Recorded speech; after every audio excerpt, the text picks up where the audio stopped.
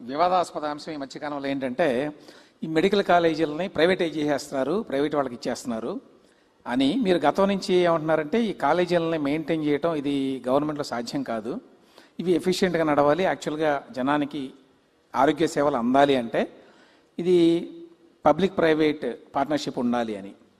చాలామందికి వచ్చేటువంటి అనుమానం ఏంటంటే మీరు వీటిని పీపీపీ కింద కనుక ఇస్తే అవి ప్రైవేట్ ఆసుపత్రులకి భిన్నంగా ఎట్లా ఉంటాయి, అక్కడికి వెళ్ళి కూడా ఫీజులు కట్టి మెడికల్ సర్వీసెస్ తీసుకోవాల్సిందే కదా, ఏ రకంగా లాభం? అంటే మీరు కాలేజీలు కావాలి, ఇప్పుడు నేను చాలాసార్లు చెప్పాను, నాకు ఫస్ట్ టైం నేను కాలేజీలన్నీ పీపీపీ మోడల్లో ఇచ్చాం, కొన్ని ప్రైవేట్ కాలేజీలు ఇచ్చాం. ప్రైవేటు కాలేజీలు ఇస్తే ఆ రోజు నన్ను అందరూ అపోజ్ చేశారు. నేను బోల్డ్ డెసిషన్ తీసుకున్నా. ఆ రోజు 25-30 ఇంజనీరింగ్ కాలేజీలు ఉంటే over a period of time 200 పైన చేశాం. రంగారెడ్డి జిల్లాలో 8 హై స్కూల్స్ లేవు, 10 హై స్కూల్స్ లేవు. ఇప్పుడు ఎన్ని కాలేజీలు ఉన్నాయి? ఊరికి ఒక ఇంజనీరింగ్ కాలేజ్ వచ్చింది. దీంతో ఏమైంది? ఒకప్పుడు తెలంగాణలో స్కూల్స్ లేవని నేను ఒక జివో తీసుకొచ్చా. Every 1 kilometre elementary school, 3 kilometre upper primary school, every 5 kilometre high school, every mandal junior college, every revenue division engineering college, every district medical college. ఇవన్నీ 2 ఆలోచనలు. ఇక్కడ నేను చేయాలంటే గవర్నమెంటే చేయాలంటే 20 ఏళ్ళు పడుతుంది. దీంతో గవర్నమెంట్లో చేయగలట్టు చేశాం, గవర్నమెంట్లో చేయలేనటువంటి ప్రైవేట్ తీసుకొచ్చాం. అందులో రిజర్వేషన్స్ ఉన్నాయి, అందులో పేద పిల్లలకి స్కాలర్షిప్లు ఇచ్చాం, పేదవాళ్ళకు అన్యాయం జరగకుండా తీసుకొచ్చాం. కాబట్టి ఈరోజు రైతు కూలీలు ఐటీ ప్రొఫెషనల్స్ అయ్యారు, లేకుంటే కూలీ బిడ్డలు అయ్యారు. That is the vision. అందుకే నాలెడ్జ్ ఎకానమీలో నెంబర్ 1 అయ్యామంటే ఆ రోజు తీసుకున్న బోల్డ్ నిర్ణయం. నేనేదో ఒక 4-10 ఎకరాలు ఇచ్చేసాను, కాలేజీ అయిపోయింది అంటే కరెక్ట్ కాదు. అది ఎన్ని కాలేజీలు కట్టారు చెప్పనండి 5 ఏళ్లలో. కాలేజీలు కట్టకుండా కాలేజీలు కట్టామని చూపించడం ఇది కరెక్ట్ నిర్ణయం కాదు. ఇది కూడా పీపీపీ మోడల్. ఈరోజు ఆ కాలేజీ ఏ స్థాయిలో ఉందో ఆ స్థాయి నుంచి ఫార్వర్డ్ తీసుకుపోవడానికి వాళ్ళు పెట్టుబడులు పెడితే అది కూడా ఓపీ ఫ్రీ, గవర్నమెంట్ ఆధ్వర్యంలో రన్ అవుతాయి. అంటే వాళ్ళ కోఆపరేషన్ గవర్నమెంట్.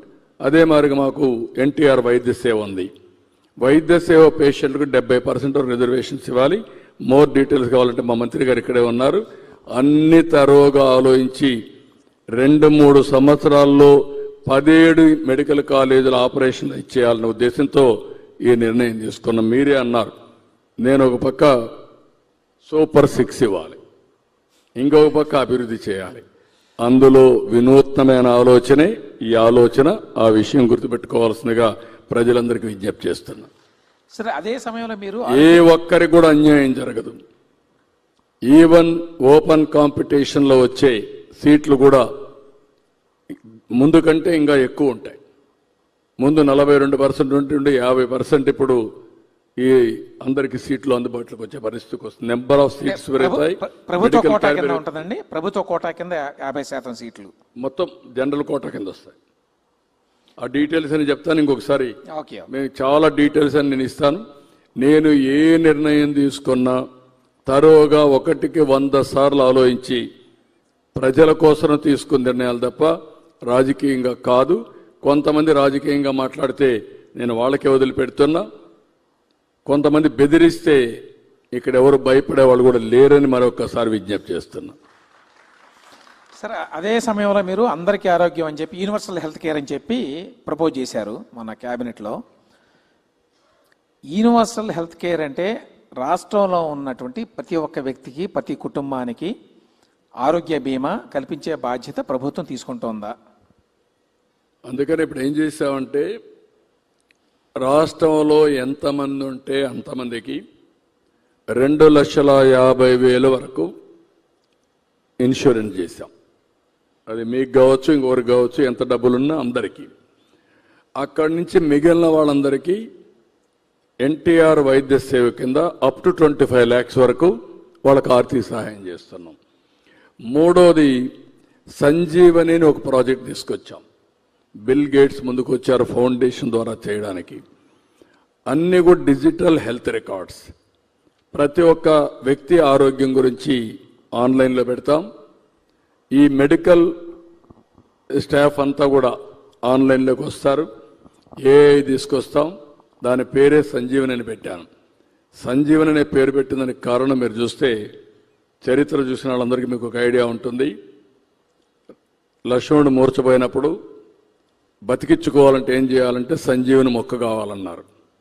అప్పుడు హనుమంతుడు చెప్తే నేరుగా పోయి మొక్క ఏంటో తెలియకుండా పర్వతాన్ని తీసుకొచ్చాడు. అందులో మొక్క తీసి వైద్యం చేస్తే లక్ష్మణుడు బతికించుకున్నారు. అదే మాదిరిగా ఈరోజు సంజీవని ప్రాజెక్టులో ప్రపంచంలో ఉండే మెడికల్ నాలెడ్జ్ అంతా తీసుకొచ్చి ఆర్టిఫిషియల్ ఇంటెలిజెన్స్ ద్వారా ఏ పేషెంట్కు ఏ వైద్యం కావాలో దాన్ని ఇవ్వడానికే సంజీవని అనే పేరు పెట్టాం. Preventive health, curative health and real time monitoring మూటికి వెళ్తున్నాం. ఇది జరిగితే it is a game changer.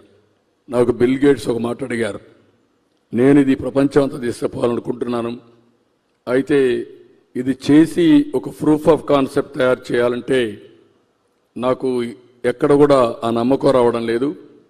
మీరు నాకు 96, 97లో ల్యాప్టాప్ తీసుకొచ్చి గవర్నమెంట్ డేటా అంతా చూపించారు. కాబట్టి మన ఇద్దరం కలిసి ఈ ప్రాజెక్ట్ చేద్దాం. నేను నాలెడ్జ్ ఇస్తాను, టెక్నాలజీ తీసుకొస్తాను, మీరు టీసీఎస్ ఇలాంటి వాళ్ళు పెట్టి ప్రూవ్ చేయండి. ఇది ప్రూవ్ చేస్తే ఇక్కడ కానీ సక్సెస్ అవుతానే జాతీయ స్థాయిలో దీన్ని రిప్లికేట్ చేయొచ్చు, వేరే దేశాల్లో కూడా చేయొచ్చు. అంటే అది నా మనసుకు దగ్గరుండే ప్రాజెక్ట్. నేను ఒకటే ఆలోచిస్తున్నా. నేను మొన్న ఒక మాట మాట్లాడితే చాలామంది అన్నారు, భగవంతుడు ఎప్పుడు రామ్దేవ్ బాబా ఒకటి చెప్తా ఉంటాడు, భగవంతుడు మనుషులకి 120 సంవత్సరాలు ఇచ్చాడు, కానీ 120 సంవత్సరాలు తినవలసిన తిండి 30-40 సంవత్సరాలు తినేస్తున్నాం. దానివల్ల లేనిపోని సమస్యలు వస్తున్నాయి. మన లైఫ్ స్టైల్స్ కూడా రకరకాలుగా తయారయ్యే పరిస్థితి వచ్చింది. నేను నవ్వుతూ మనం కానీ preventive health, real time monitoring, ఇప్పుడు మీరు చూస్తున్నారు హాస్పిటల్స్ అన్నీ 5 స్టార్ హోటల్స్ అయిపోయినాయి. ట్రీట్మెంట్ కంటే స్టేకి ఎక్కువ డబ్బులు ఖర్చు అయ్యే పరిస్థితి వచ్చింది. అంటే ఇవన్నీ కూడా రియల్ టైం మానిటరింగ్ వచ్చాయని చాలామంది అంటూ ఉంటారు. నేను ఓరా పెట్టుకున్నాను. ఈ రింగ్ చూస్తే తెల్లవారితో నిద్రలేస్తానే నా స్లీప్ స్కోర్, నా బీపీఎం, లేకపోతే నా రెడీనెస్ ఇవన్నీ ఉంటాయి. డల్గా ఉంటే ఇంకొక అర్ధగంట ఎక్కువ నిద్రపోతా, లేకుంటే కరెక్ట్గా వేసి ఎక్సర్సైజ్కి పోతాను. అంటే ఈరోజు వేరబుల్స్ ఎంతవరకు వచ్చాయంటే ఒక ప్రెగ్నెంట్ లేడీని ఎప్పుడు హాస్పిటల్కి పిలిపించాలనో అదే సమయంలో పిలిపించాడుగా.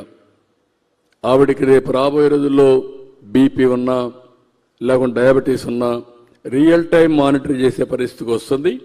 అంబులెన్సెస్ ఉన్నాయి, నేరుగా పోయి హాఫ్ అన్ అవర్ ముందు హాస్పిటల్ తీసుకొచ్చే పరిస్థితి వస్తుంది. పక్క రూమ్లో పేషెంట్ని పెట్టి ఇంటెన్సివ్ కేర్లో ఎట్లా మానిటర్ చేస్తున్నామో భవిష్యత్తులో ఇంటి దగ్గరుండే పేషెంట్ను కూడా మనం మానిటర్ చేసే పరిస్థితి వస్తుంది.